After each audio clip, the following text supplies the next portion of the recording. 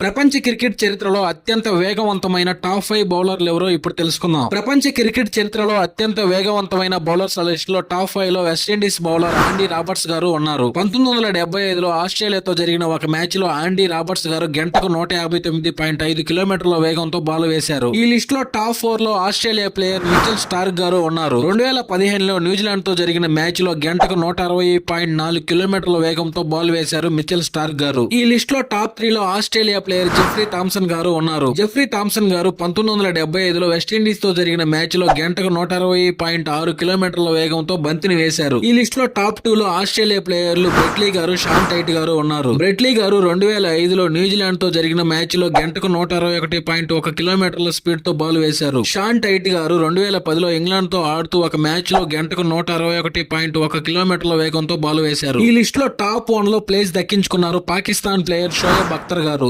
2003లో England తో జరిగిన match లో గంటకు 161.3 కిలోమీటర్ల స్పీడ్ తో బాల్ వేసి వరల్డ్ రికార్డు క్రియేట్ చేశారు షోయబ్ అఖ్తర్ గారు. ఎంతమంది బౌలర్లు వచ్చినా ఈ రికార్డు ఇప్పటికీ కూడా బ్రేక్ చేయలేకపోయారు.